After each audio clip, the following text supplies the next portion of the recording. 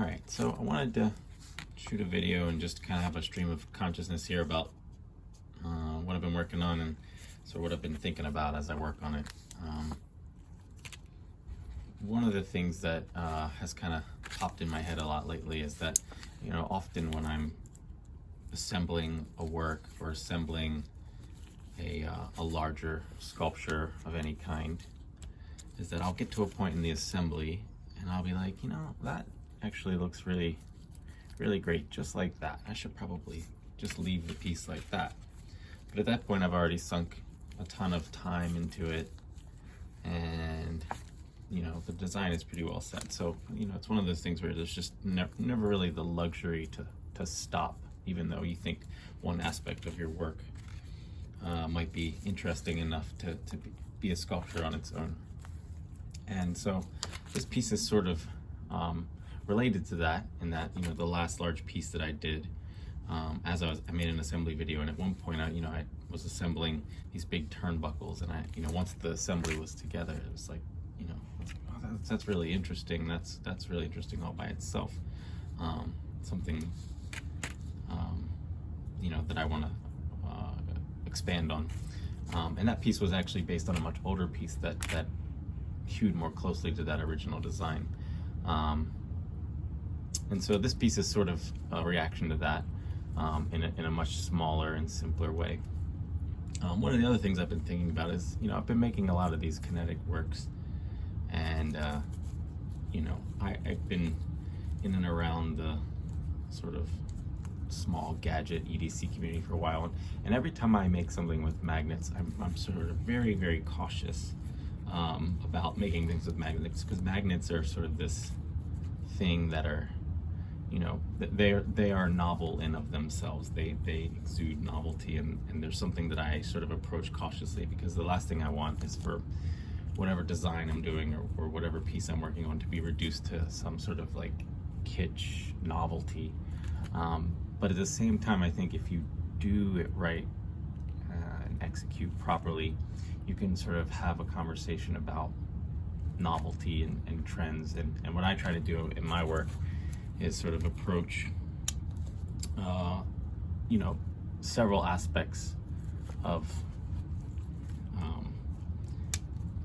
different trends in the arts and in the craft community and in the design community in a way that speaks to sort of like a high, middle, and a low ground of thinking. So the low ground is sort of the aesthetics, right? There's lots of dumb, silly things out there that just look really cool, and there's nothing wrong with that. A lot of people are into stuff that just looks really cool. But for me, that's not enough. And so there's this middle ground where I talk a lot about my craft and mastery and sort of, concepts around just, building sculpture based on the journey of trying to just understand a process and how that, how I react to that and how that's meaningful for me.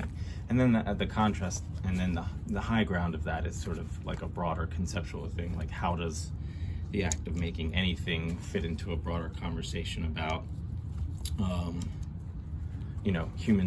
human relationships with materials and technology, and how we make things that are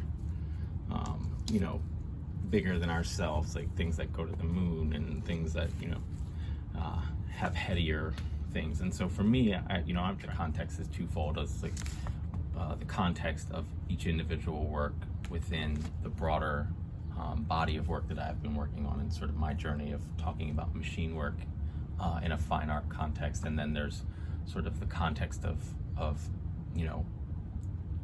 different industrial processes and how they have been sort of folded into the arts, and the broader context of making things in general as a human who's developing technology and using it for various purposes other than just sort of beauty and art.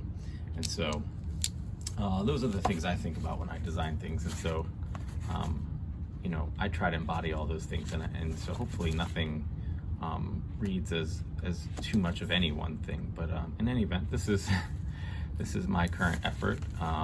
this is completely held together with magnets, and it's sort of a scaling facsimile of my larger effort with the OT sculpture and the larger wood pieces. So I'm curious to hear what everyone thinks.